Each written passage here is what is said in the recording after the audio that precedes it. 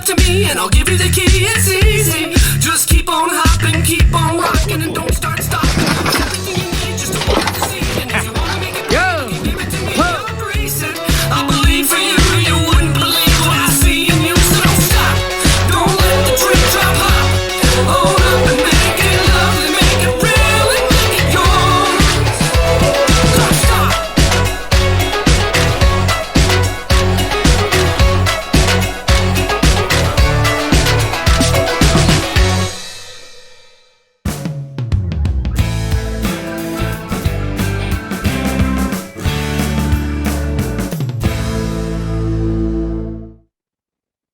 All right, I'm super excited to have you joining me on the show today. You have a great product. It's an Oregon-based seasoning called Pluck. And so I'm really excited to chat about all this. As you may know, I had the Muscle Maven on my podcast a while back, Ashley Van Houten. We talked all about organ meats there, but they're a really underestimated important part of our nutrition, and a lot of the things in them are things we're not getting in our daily nutrition that we are taking in. So I love what you're doing. How did you get going with that? Well, thanks for having me on. I'm by trade a chef. I've been in the culinary arts for over 16 years, and my whole goal as a chef has always been about taking comfort foods but making them healthy and making them accessible, because I recognized early on that the kind of the standard American diet, the SAD diet, is just not working. And so I explored that, and I worked with lots of high profile clients, and I kind of became known for being able to take people's dietary specifics and apply them to comfort foods, but make them actually healthy. Like people started to know me for that. So I'm always thinking about food like that. I'm always thinking about, and I'm a father now, right? So I have 2 young kids. So I'm always thinking about, how can I support people to get the most nutrient dense foods in their diet, but not have these be like these synthetic lab created foods, like have them be what we know, which is real foods that come from nature, that aren't adulterated. That's how I'm always thinking, because to me, it's like, I don't want to know what's trending. I want to know what has worked historically, and organ meats have. So that's where I started looking, was like, hey, what's one of the most nutrient dense foods on the planet? Organ meats. Organ meats are what I call Mother Nature's multivitamin. You can put them against any other food. What foods do you think? Now, I know you're pretty adept at food, but what do you think of, like, when you hear people say, well, what's nutrient dense foods? What do you hear normally? Well, I mean, people mostly think like spinach and broccoli and, you know, lots of leafy greens. That's what the typical, stereotypical healthy foods are, right? Yeah. So I hear kale, broccoli, I hear spinach, of course, blueberries. I hear, beef, pasture raised, grass-fed beef, but you put all of those up against beef liver, and beef liver knocks them out of the park, and not just by a little bit, by a lot. And it's awesome, because when you look at all the nutrients and vitamins being measured, usually one of those items doesn't check a box off, but with organ meat, it checks off every box. That's why it's truly the multivitamin from Mother Nature. So my whole thought was like, well, how do I get this into our diets? Because people have a few issues with them, right? So one of them is taste. People associate organ meats as just tasting kind of icky. You mention organ meats to anyone, they go, ew, they scrunch up their face and go, ew, so that's one big hurdle. The other one is, most people don't know how to cook it. We've lost the art of cooking it. When you think of organ meats, and I know once again, you've talked to the Muscle Maven, so you probably have thought about different ways, but when you think of organ meats, or when you've cooked organ meats, how have you cooked them? Is it pâtés only, or how do you do it? So I am funny. I am not a huge organ meat fan. Heart, I'm okay with. Tongue, we do heart and tongue, no problem. But we're big hunters. So we actually grind our organ meats into our ground beef when we harvest our elk or our deer or whatever it may be that we're working with. We go ahead and we just grind all the organ meat into there so that it's mixed in and we're not missing out on any of that nutrient density. About what percentage do you put in?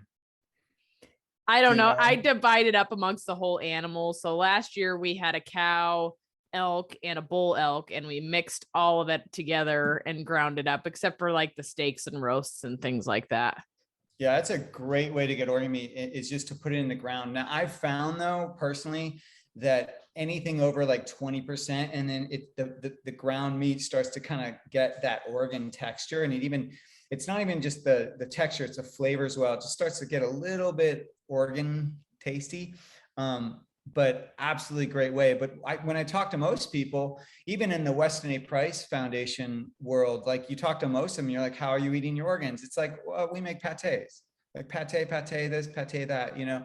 But the reality is most people don't like it like that. They don't like the texture. They don't, they see making pates as labor intensive, and or they want something beyond that, and they don't know how to saute. They don't know how to cook it. And so I was really setting out to solve those two things: is the taste and the kind of culinary restrictions. And I love this name that a friend of mine came up with, that basically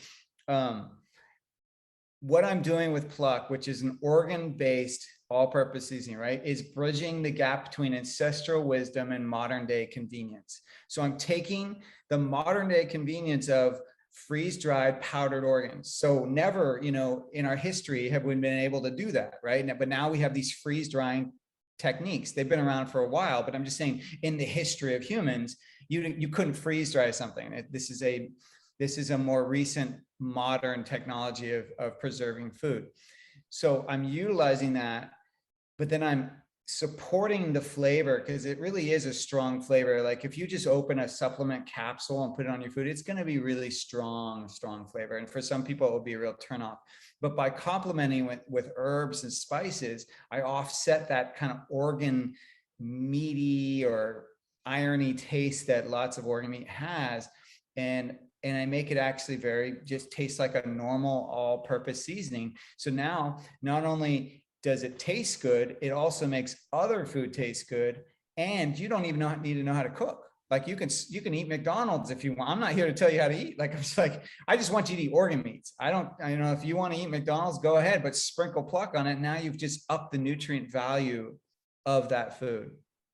You know, I love what you said right there. And I kind of want to like emphasize that for a moment, because like I get a little bit of there's so many different diet camps and nutrition camps out there, right?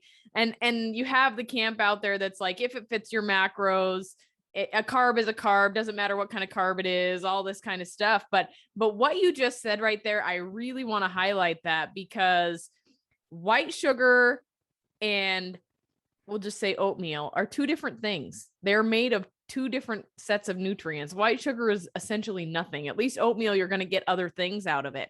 And so what you said right there, by like, you know, in all actuality, somebody's probably not going to go do that, but taking the food that had no nutrients and at least adding some kind of nutrients to it so it had some kind of a value is a really great thing.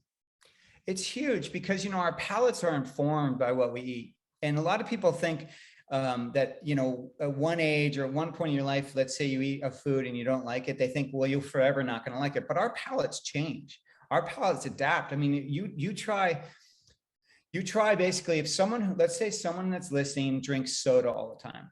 Okay. If they were to then just stop cold turkey and just drink water, I guarantee that water is going to taste weird at first. It's going to taste plain, but then the longer they do it, their palate's going to change, and then suddenly that water is going to taste refreshing. It's not going to have like an ill association with it. So our palates change. Like same thing, if you cut out sugar, then suddenly you're going to start tasting the subtleties of food.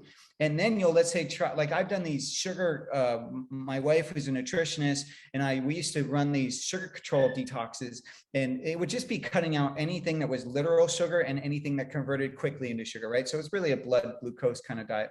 And it was just 2 weeks, but in that 2 weeks, we would see people who were drinking 3 glasses of wine with their meals before the 2 weeks. And at the end, they could barely drink a full glass. Like they could barely drink a half a glass because their palate had changed. That's how quickly your palate can change. So I'm a huge proponent of never like holding yourself to like, oh, but this just doesn't taste good or whatever, right? Because our palates change, and it starts with just a little bit of something new.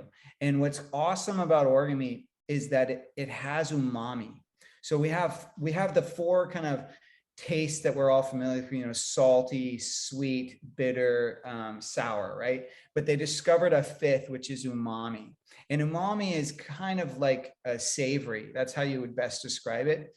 But it's truly unique. And what's really neat about it is that it actually enhances the flavor of the other four taste receptors. So that's why in processed foods, you'll see a lot of them have like MSG or some kind of yeast or something that has that kind of the umami flavor to it. That's why they're doing it, because they know if they put that in there, it's going to not only enhance all the other flavors, but it's also what it also triggers is that kind of addictive part in your brain. It makes you want to eat more of it.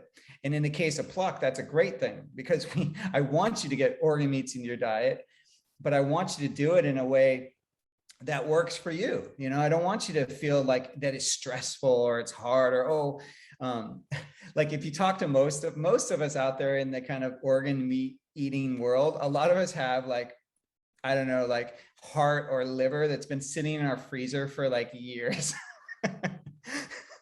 You know what I'm talking about? I think I actually have a beef heart right in my freezer that's been there for a couple years. So I'm actually even guilty of that myself.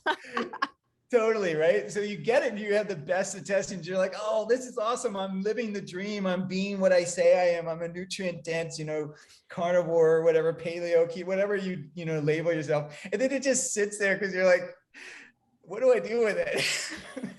Or when do I do it? You know, when do I do it? So you just gotta sit there. I mean, even the best of us sometimes just don't get to it, right? We just don't get to it. So I love that with this product, you just use it like salt and pepper. I mean, we have it on our table. My kids request it and everything. It's so versatile. And it's like, you don't have to think about knowing how to cook or making a whole thing about it. It's not stressful. And I think we would put way too much stress on food. I mean, a question I'm so curious of what your answer is, but it's like, why is nutrition so why is it so complicated? Listen, how would you answer that? Why is it so complicated? Because everybody overcomplicates it. And I try to like make social media posts about this and things like that, because everybody overcomplicates it. They think they need to make these like crazy 4-course meals with all the things. Like, I remember I used to think, this is exactly how I used to think when I was cooking before I got into nutrition. I thought that we had to have like 4 things on our plate, like a veggie, a meat, like then like a mashed potato, and then like a biscuit, you know, like I don't know what was up with that, but in my thinking, that's how it always had to look, right? And you know, I think everybody overcomplicates things. They think they need to cook these gourmet meals for their family and for themselves, and honestly, it's not that complicated. You pull out a meat, like some kind of protein and a vegetable, and you're good to go. You really don't need to add a whole lot to that. And it's so easy. And I tell people how easy it is, and they're like, well, that doesn't seem easy. And I'm like, yeah, it is. You throw the veggie in here, you chop it up. It's great in the air fryer. Actually, I'm pretty addicted to the air fryer. And I smoke all my meats. And, you know, I just think that it gets overcomplicated. Yeah, I mean, and then you add that to the marketing, you know, that the way that we're so misled around marketing. I mean, something I'm always pointing out on my Instagram is like when you are shopping for food, you cannot just look at the front of the product, because the front of the product will be like, it will only highlight the thing that's marketable. Like I remember there was this product recently. Oh man, what was it? It may have even been like a 4-ingredient thing, but it was like olive oil, like rosemary, salt, and that's all they highlighted. They were like, oh, this is made with like olive oil. They were really pushing olive oil. But then when you go to the back, it was like olive oil wasn't the first ingredient, and then it also had sunflower oil. And it's like, well, why didn't they put that on the cover? You know what I mean? So it's like, if you don't read the back, like even like those there are those bars that they advertise themselves as being like, RX bars. right? If you just look at the front of the package, it's like it emphasizes like it has, egg whites, it has A this, date. it has that. But then you go to the back and it says natural flavors. It's like, wait, what? They just totally presented it like it was this real food thing. But then if they're adding natural flavors, it ain't real food. It's processed. It's like, this isn't what they're selling. So you always have to go to the back, always. Well, and you're totally speaking my language here, because this kind of stuff drives me crazy. The front of the package is not even regulated. And so you see all these key terms that people are looking for, less calories, more protein, more fiber. They're not talking about all of the artificial crap on the back or the added sugars, or like you said, the oils. The oil is a big one lately. And another thing is the old switcheroo that they've been doing on a lot of things. That I've seen quite frequently throughout my whole health career here is something starts out healthy and then all of a sudden it's not anymore. They change the ingredients. It's like they hook you, get you used to it, and then they hope that you're not going to turn around and look at the ingredients because they just changed it out for a cheaper ingredient. Oh, and a lot of times that relationship happens because the company started with, let's say, like someone small, some entrepreneur that really believed in the product, that was really put there to invest in that product. They got to a certain point and then someone else bought it. And the minute Hanes or Best Foods buys something, they look to streamline it to make it as cheap as possible to up their profit. So yeah, you're right.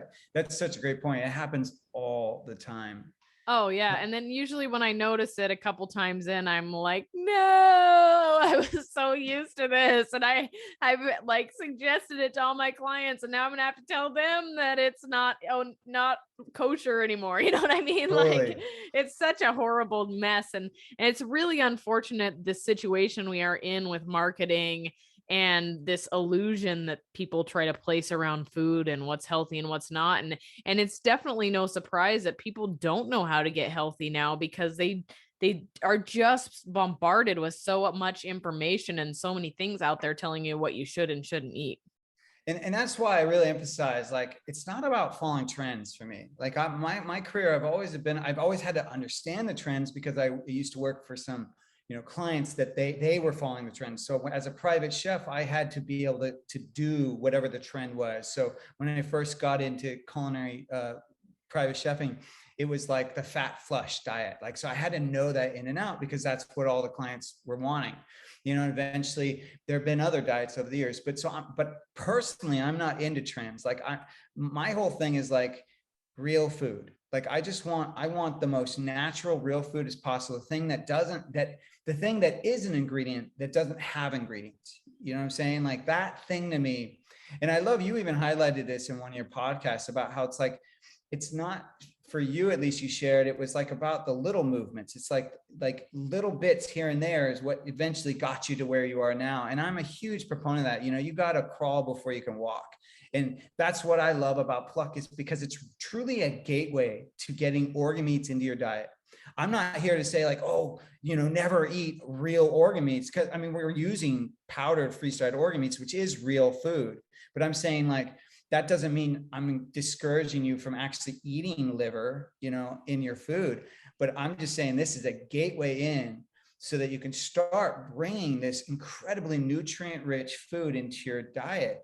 It's there. It's like, this has been available for a long time. And it used to be something that was in everyone's diet. You talk to I have to say great grandparents, because now some people are so young that their parents didn't do this, but for most of us, it's either our grandparents or our great grandparents, or even our great. But you talk to any of them and they'll say, oh yeah, I grew up eating organ meat, liver and onions, chicken hearts, whatever. They grew up, that's what they ate.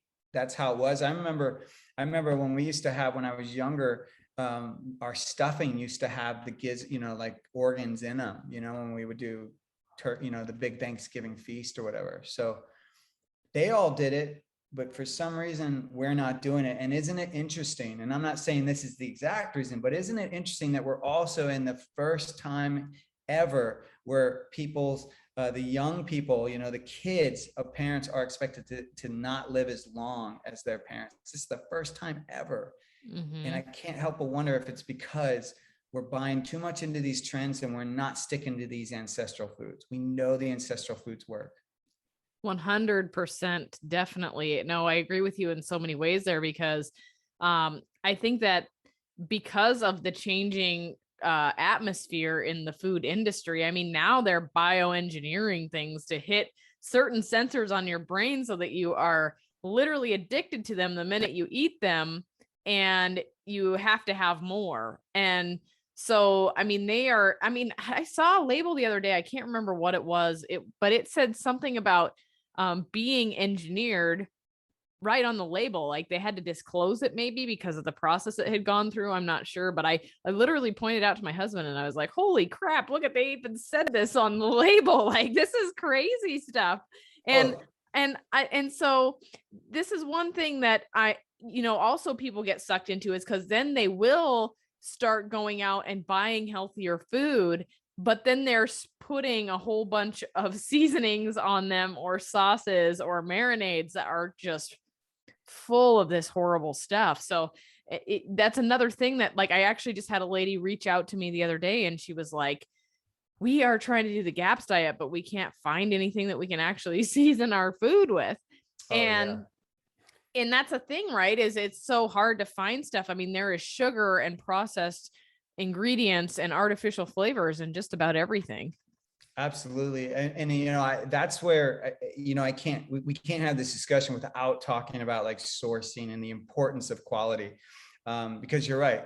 Most seasonings out there have some kind of sugar or sweetener in them, which is totally unnecessary. Particularly anything that whenever you see something that says like barbecue, or like even lemon pepper. I mean, gosh, it's like it doesn't just have to be barbecue, but anything that alludes to like a sauce, let's say it's a seasoning, but they're alluding to it being like a sauce like product, or like something that then that's going to probably have sugar in it.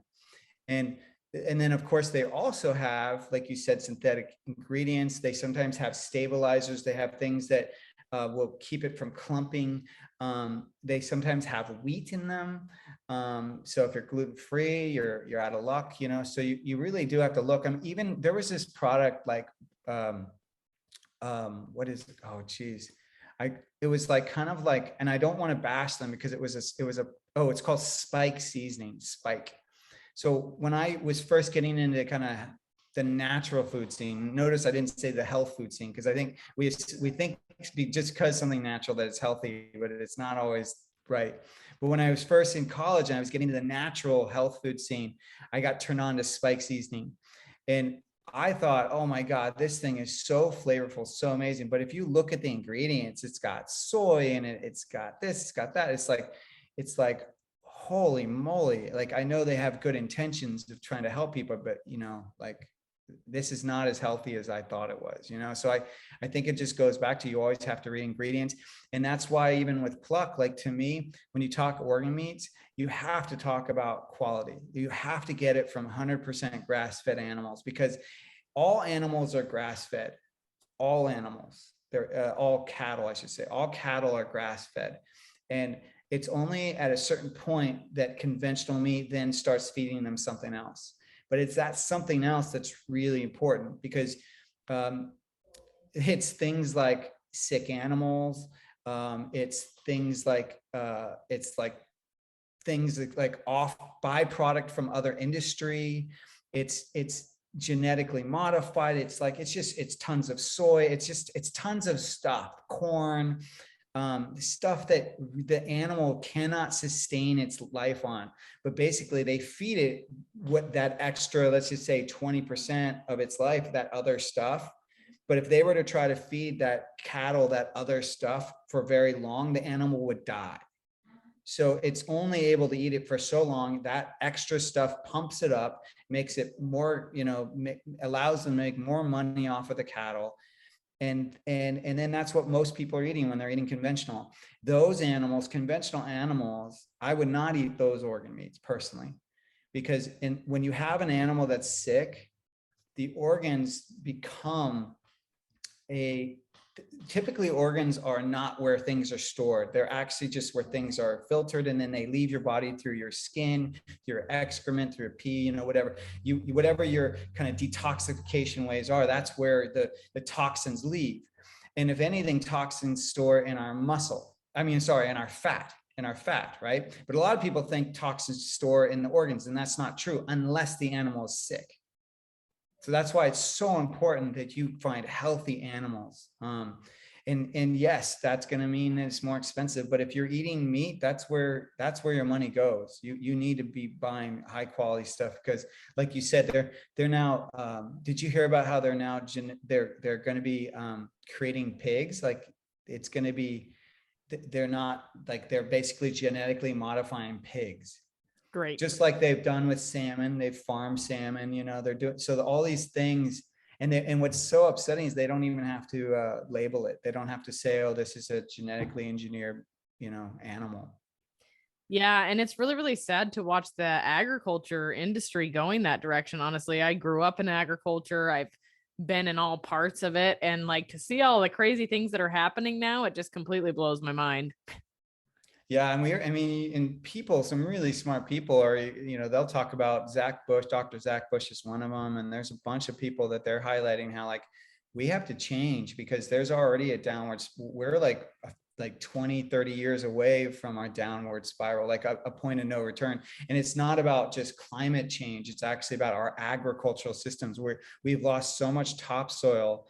And by doing this tilling, this kind of the way that we farm right now, these huge monocrops and the tilling, we're losing not only nutrients, but we're going to enter like Dust Bowl, realities. And it's not far off. So this is direly serious. Like, we have to change how we eat. And isn't it ironic that we have this, COVID virus going on for the last year and a half, right? And how many times have people talked about changing how they eat from it? Not at all. And that's as a nutritionist, that is a very frustrating subject to me. And, I've tried to be that person that's just like, okay, I'm letting it ride. If you hire me, I'll tell you how I feel about it. But, I feel like we need to start speaking out against that, because there are so many people that are trying to be like, listen, hello, you've got all these things going on to try to prevent this virus, when health and fitness and sunlight and nutrition and all these things are much more important than some of these things that they're trying to push in order to help this.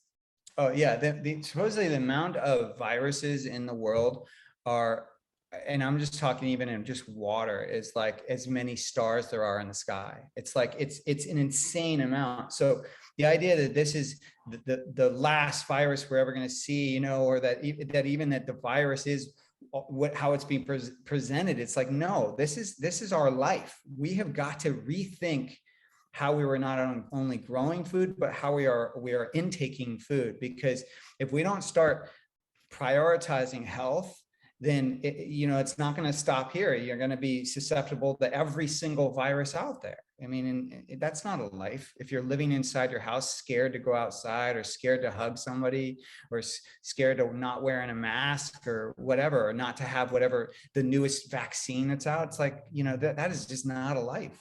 No, absolutely not. And you look back to like, not even that far back in time, right? We weren't filtering our water. There was no purification systems for it at all. We drank it right out of the stream. We were fine. Maybe some people would end up with some kind of a stomach bug for a while, and then it would go away. Now, most people, if they were to go up and drink out of a mountain stream, they're going to end up with some kind of stomach upset, because their system has not been exposed to that kind of bacteria ever. And so it has become something that's a threat rather than something they have developed a natural immunity to. Absolutely. Yeah. So to me, it all goes back to, okay, what are you putting in your body? And, I think we started out this saying like, oh, I'm not here to tell you to be a carnivore or a paleo or even a vegan or vegetarian. I know what works for me, but you actually talked about this on your podcast. It's like, so you embraced the GAPS diet for a while, right? And you and your husband then saw, oh, you did this diet, but then your body gave you feedback. And he was like, oh, I don't have any back pain anymore. And you were like, oh, I don't have my digestion is working, like your body gives you the feedback. So we don't need to like get into our head about it. We don't have to be like, ethically, or mindful about all this stuff. We just have to choose whatever you want. I don't care. Choose whatever you want, but then you better listen to your body's feedback, because if, let's say, you go vegan and you're gassy all the time and you feel bloated, that's body feedback. And I don't care if you're worried about hurting the animal. It's like, no, you got to listen to your body. Yeah. It's unique and beautiful, and it will self-heal, but you got to listen to it. It gives you feedback every day, every minute it's giving you feedback. Absolutely. And one of the most basic of examples of this is when somebody starts with me, I don't care what their background is, what their ideals are, I remove gluten from everybody's diet. It is the very first thing that I remove. And 9 times out of 10, that person will come back to me and they will be like, oh my gosh, I cannot believe how much more energy I have. What did you do? What did you put in my food guideline? What did you like? And I said, all we did was remove gluten. Yeah. And it was the most basic of things, but it seemed like something huge because they didn't realize how much it was actually affecting their health until it was gone. And I kind of like, I make that like the smells in your house, for example. Okay. And I hate to go back to my roots and talk about this kind of stuff, but I was raised on a very goat dairy farm, basically. And goats are very smelly animals. And I, as a child, didn't ever notice any kind of goat smell or anything. And we had goats in our house. We had goats everywhere. I mean, it was a mess, right? I almost have a clean house PTSD now because of the goat situation we had. I mean, it was like literally banjos playing where I lived when I grew up. Okay. Anyway, the smell of the goats was awful. And I will never forget the first time that my husband got exposed to my roots, and we went back to that same place, and we both walked in and we were blown away by the incredible smell. And it wasn't a positive smell. It wasn't like, oh, I'm home. It was like, ew, this smells like goat urine and feces and all, like a farm, and I, as a child, never noticed it, even up until I graduated high school, because I lived in the middle of it. My body was used to it. It's the same thing when people live in mill towns and they have pulp mills and those pulp mills stink. You get used to it for a while, but then once you eliminate it, you all of a sudden realize how much better it is without it. Yeah, absolutely. So does it affect you now? Like whenever you have any goat product, do you just automatically go to that smell? Pretty much. I can't eat any goat meat, unfortunately. It's like goat milk even. Now it's just too much for me, just because I was raised with it and the taste just kind of looms in my head for some reason. I haven't tried it again recently. I do want to try some goat milk at least again. But the other thing is like venison has a very similar flavor to goat, and so it catches me up sometimes. And so, but the funny thing is like llama, I can eat llama no problem, doesn't bother me at all. So I don't know, I just catch that kind of like goaty taste in things sometimes, and it drives me crazy. Yeah, totally. Well, and that's a lot of like what I hear a lot of times around organ meat. So I hear, people that eat liver, I hear that it has an irony taste. People that eat kidney, I hear it kind of has a urine-y taste. You know what I mean? And then, and I'm just like, well, so Pluck has liver, kidney, heart, spleen, and pancreas. First of all, spleen and pancreas is something no one's getting in their diet unless they're taking supplements. So kidney, liver, and heart, maybe people are getting, maybe, but you hear those kind of comments of like the taste and yeah, anything, anyway, like, so if you could get the benefits of something, but not have that taste, you would probably do it. Mm-hmm. Right? Yeah. Oh, absolutely. And that's the best part, right? Is you can sneak it in on everybody. Just go buy a bag of that stuff and sprinkle it on your husband's food. That seems to be the thing that I hear the most that holds people back from their health journey, right? Is their husband. They just say, oh, well, my husband won't support this. Well, you can start sneaking it in on them too. It's okay. How do you handle, you have kids, right? Yes. how do you handle food with them now? Because when you and your husband did your change of nutritional change, did you have kids prior to that, or did Yeah, they have? we changed because of my kids, because Okay, of my son was struggling with some really severe ADHD and stuff. that's So right. we switched over because of that, and the whole family switched. And And was that challenging though, that switch? I mean, like in terms of what your son or your kids are willing to eat, like, or are they kind of just go with it?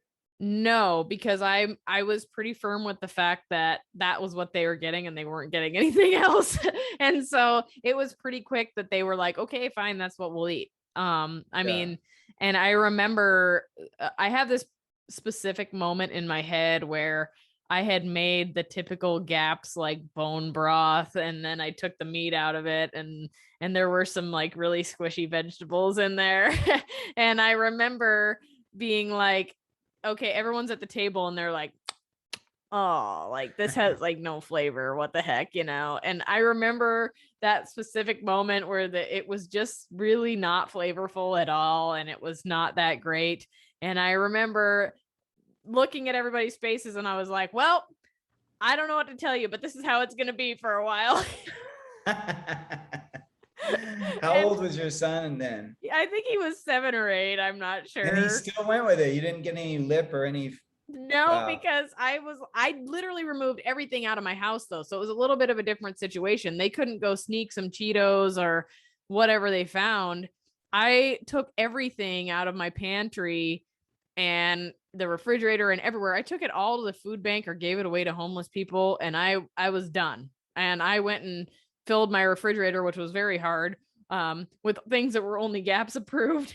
And there's not a lot there. And that's A when I lot. started reading labels and I was like, oh my gosh, there's sugar in this. Oh my gosh, there's artificial stuff in here. I mean, that's when all of a sudden my eyes were really open to how bad food really was. I mean, I used to look at the ingredient label kind of, and then when I started actually knowing what I was looking for to not have in the ingredient label, was all of a sudden like, whoa, it's in everything. Yeah. And that was a real huge eye opener to the whole thing, right? Um, but I didn't really give my family an option. And I mean, I packed my son's meals for daycare. I think he was still going to daycare at the time. I don't know. I wherever he was going, I was packing his meals and I was sending them with him. And the crazy part is like probably 2 or 3 or 4 months into it, because family and people didn't really want him to come stay at their house because he was so hyperactive they couldn't handle it. And they started being around him after we made the GAPS transition, and they were like, wow, we would actually let him come stay at our house now because he's mellowed out so much and he's doing so well. Isn't it And amazing?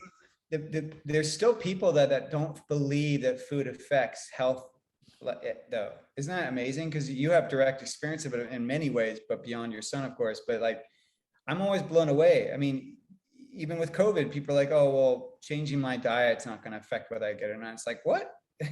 Yeah, it would. Yeah, well, so the craziest part was about the whole thing though, and this was the part that really made an impact on a lot of my outside family, was he went over to my stepsister's house to stay the night and they were all making s'mores around the campfire. And he literally looked at them. They said, hey, you want one? And he literally looked at them and he went, no, I don't like to eat that stuff because I really don't like how it makes me feel. Wow. He said, I feel like I'm out of control when I do that kind of stuff. So I just don't do it. Don't you feel like as a parent, you did your job? Like it's like drop the mic kind of thing. Like, that's it. I'm good. I Yeah. accomplished what I needed to accomplish. I'm done. Well, I parented. I did at that point, but then there was a point, I mean, he's much older now, right? And so there was a point where it's not always going to be like roses and all and rainbows and sunshine all the time either, because then he starts getting into middle school where he's eating this healthy food and all the kids around him are bullying him over it, right? And he was getting bullied a ton, and so he started sneaking their food and eating the stuff that they were eating, and like they'd buy him Mountain Dew and bring it with them and share it. And he started doing that, and all of a sudden all of these behaviors came back like tenfold. And it ended up being a really big mess and it took a lot to fix it, but he ended up coming back around again. And he was like, listen, I don't eat that stuff. It does not make me feel good. And now even, he's almost 15 years old now.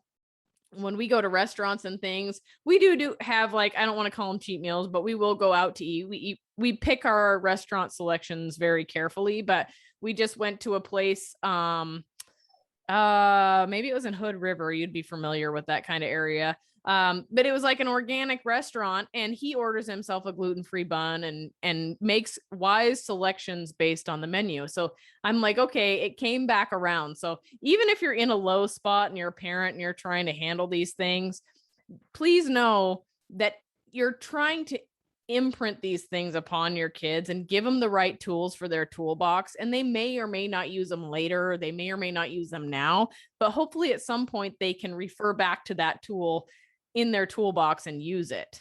Yeah. And I would offer, I love this topic, by the way. It's like, so for the parent out there that's struggling, or even the individual that's like, how do I make the shift? How do I change so that I'm more healthier? One thing that I always suggest is something you actually covered is the things that you don't want to eat, don't bring them into the house. If they're in the house, they will get eaten or used in some way. Just don't bring them in. That's like tip number one. And then two is basically like, have support, and whatever the change is, don't be alone with it. You know what I mean? And I think that that's so important. It's like, even your son, it's like his friends were making fun of him when he was younger, and I experienced that as well with my daughters. That's one of the reasons I actually developed Pluck, was because I was like, hey, how do I get these nutrient-rich foods in their diet without them being a freak? Without them being like the exception. And it's like, oh, okay, here's this seasoning you could put on, and no one even knows it's there. And if anything, it tastes better. They don't even know what it is, right? So that was like, I definitely appreciate that, because we experienced that as well. But at least he knew he wasn't alone, that he had you, that when he went home, he had his family and hopefully your close inner circle that ate similarly and connected. You've been connecting them to his body. So the more that we can eat something and then actually take a breather and like see how it feels in our body, like that's key. But one of the things that I'm always encouraging people around health that I don't think is talked about enough is meal planning.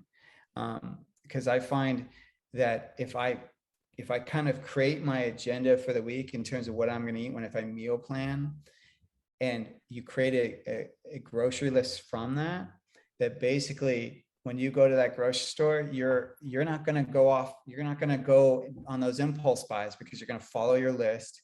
And then that also means that when you're making food, every day you're going to know what you're making, so you can plan ahead and you can just kind of be not as stressed about what's coming. Because I hear so much about families who are like, oh, I didn't plan food, let's just order pizza.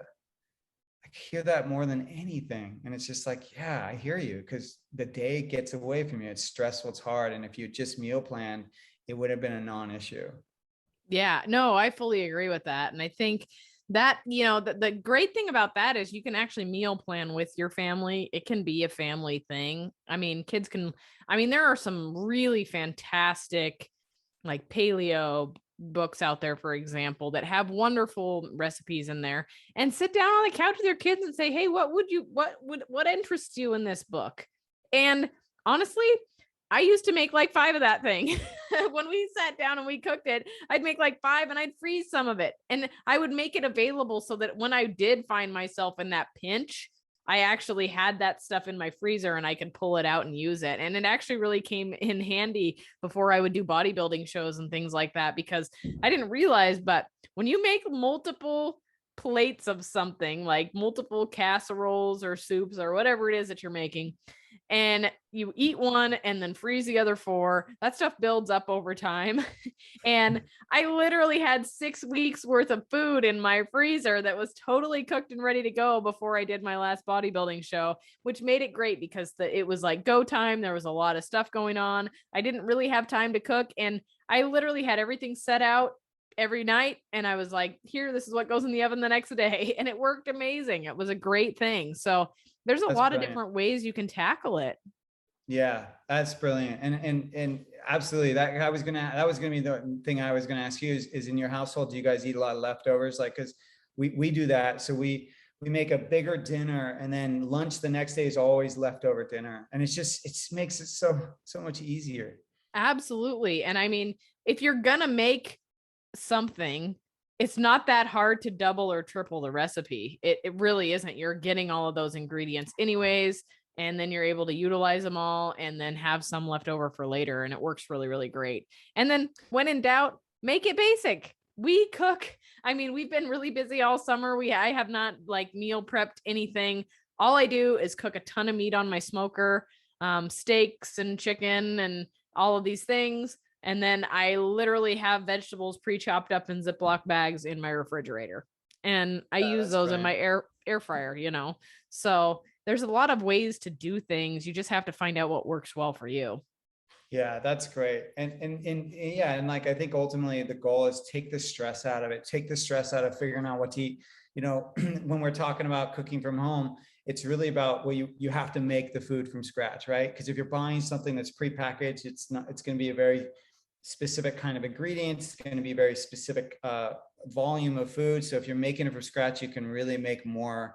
You can really have fun with the different flavors and keep it as simple as possible. You know, there's this saying that 85% of 85%,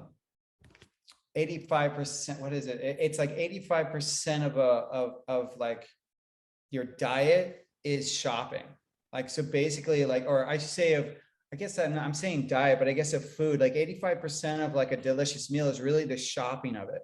It's like if you pick really good in season, you know, organic, hopefully, so it's non-GMO and whatnot, but like you get food that's just like allowed to grow on the vine or the tree or whatever it's coming from. It's just so flavorful. You really don't have to do much to it, you know? And even though I'm peddling a spice and seasoning, I'm all for like, keep it simple. Just keep it simple. I love that. I love that. Well, so if there's anything that you could get out there to my audience, what would it be? Well, so here's my kind of steps towards getting organ meats in the diet, because that's really what I'm really trying to support. And you brought up the muscle maven early on, and she's someone who we've been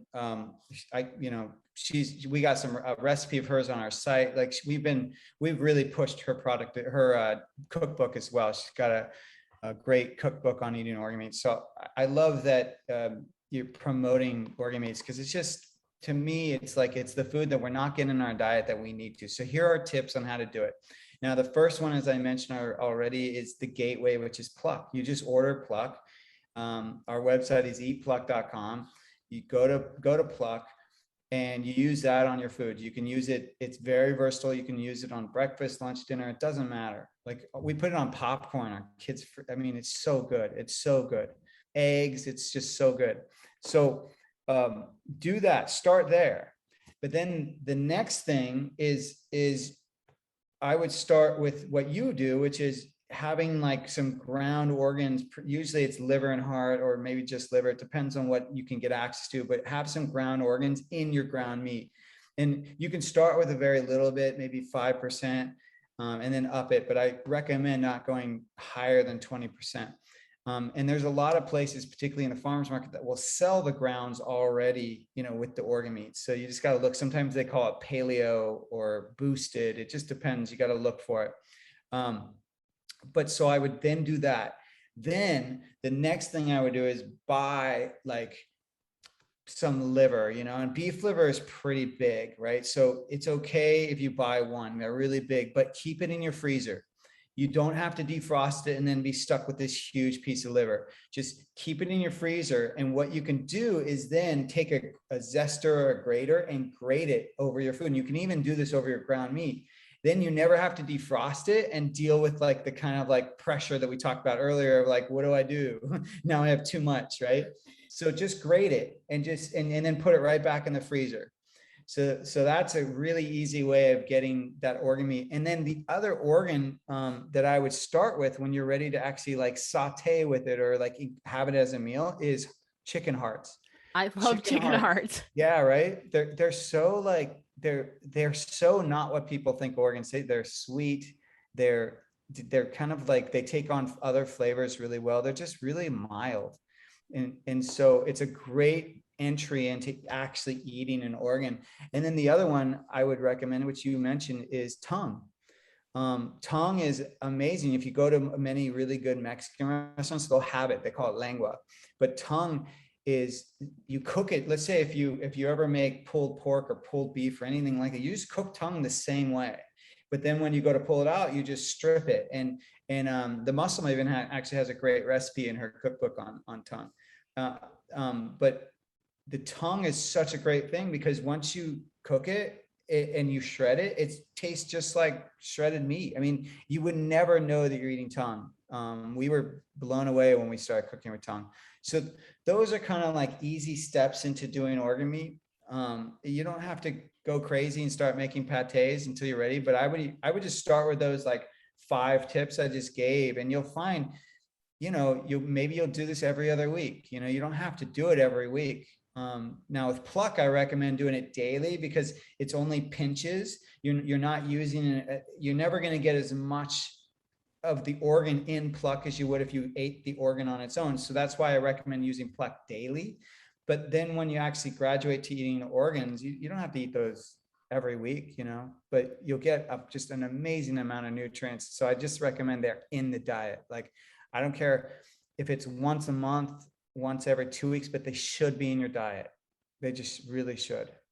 I love all of that. And I love that you brought up the chicken hearts, because I actually had somebody ask me that the other day. They were like, well, what if you're afraid of them? What would be the first thing that you would cook? And that was what I brought up. I said, I would buy some chicken hearts. I would saute them in some real butter with some garlic and some basil, and just, they're really, really good. And then you can just eat them. It's 1 forkful per bite and you're good to go. Totally. And if you need to, cut them up so you don't have to think about that they're little hearts, whatever it is. Because I know that for some people, it's not just the flavor, it's also the aesthetic, or, the texture or the look. So, just accommodate, add other meat to it. If you go to like a Brazilian food restaurant, they'll usually add heart and different organs into the food. You don't even know it's there. You don't even think about it. That's awesome. Well, I know you mentioned your website. Is there other places that people can find you if they want to go look for you and look for your product and what you have to say? Because you have more, it goes far beyond just a seasoning. You have a lot of knowledge to put out there. Thank you. Yeah, we're really big into promoting regenerative farming, which we talked about earlier, about how agriculture has to change, and regenerative farming and no-tilling methods are really, really key to that. I'm also really into nose to tail eating. We eat the muscle meat, but it really, ancestrally, the muscle meat wasn't even the prized part of the animal. And we go back to like all the ailments that are happening to people in today's modern world. And I cannot separate the fact that we don't eat the way our ancestors ate, and so to me, eating nose to tail is one part of the puzzle of getting healthier. So we're all about that. But as I mentioned, the website is eatpluck.com. And then our social handle is @eatpluck. And then my personal one is @Chef James Barry with an A. That's Barry. And I'm always for, everything we touched on today, I talk about in my personal Instagram. And I'm really about, like, I call it, don't fall asleep at the cart. Like that idea that when you're going grocery shopping, that's where it's kind of starts. Like, how you grocery shop. Are you going off of a list? Are you not going off a list? What aisles are you going down? Like what's the priority when you're in the grocery store? It's got to start there. And why I say don't fall asleep at the cart is exactly what you touched on, which is, don't just assume the product you're grabbing. If it's in a box, in a bag, if it's processed in any way, don't assume what it is. Read the label. And if you don't recognize, the majority of those ingredients, then I would put it back on the shelf. Absolutely. I love that. And I think I've actually brought that up in the past long ago, it's like a fruit snack might say it's strawberry and look like a strawberry, but when I look at the ingredients, I can't picture any of those growing in a field. So, if you can't picture it in its real form, like a sweet potato growing, or, I'm not a huge grains fan, but if you were to picture like oats growing or whatever, I guess I guess, what do they say? If it has a label that is your warning, it should be single ingredient foods that you're eating. Yeah, and the fruit thing is funny too. As a parent, I remember I once got asked like, "Oh, I'm at Costco," and someone was texting me. They were like, "I'm at Costco, and I'm trying to get some, snacks for lunches for school. And what do you think of these, these fruit bars?" And it was those fruit bars that it's this, it's concentrated in dried fruit, so the sugars are extremely concentrated. And it's not that the ingredients were that bad, but I was like, well, why not just include an apple or an orange in their lunch? Like, why not just give them the real thing? With the fiber. Yeah, I'm like, real fiber, and we can't recreate that stuff, right? It's like when they give you vitamin C tablets or capsules, it's not the entirety of an orange. They're only isolating certain parts of the orange because they cannot create an orange in a laboratory. They cannot create an apple. Only nature can do that. So it's like, the more we can stick to nature, I think the better off we'll be. And it's simpler. It's like, you don't have to worry about, am I hurting the environment by this wrapper? So it's like, no, you eat the apple and then you put the core in your compost, it's Absolutely. like done. Absolutely. And that's a great thing. I think I need to like do a whole podcast on kid snacks in and of itself. Maybe we need to collaborate on that, because that seems to be the biggest hang up for a lot of people is what can and can't they do. And so, yeah. Well, anyway, I'm sure we could go on about all of this for hours, but I am so thankful you decided to join me, talk about Pluck and its mission, and why getting organ meats into your diet is so important, because it really is. I mean, especially like there's a carnivore movement going on right now. Some people do the nose to tail thing.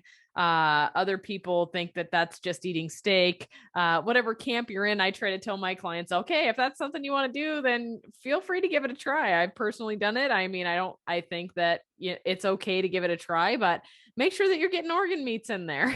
Make sure that you're making bone broth. Make sure you're utilizing all these things, because it's all really, really important. So that's kind of my take on it.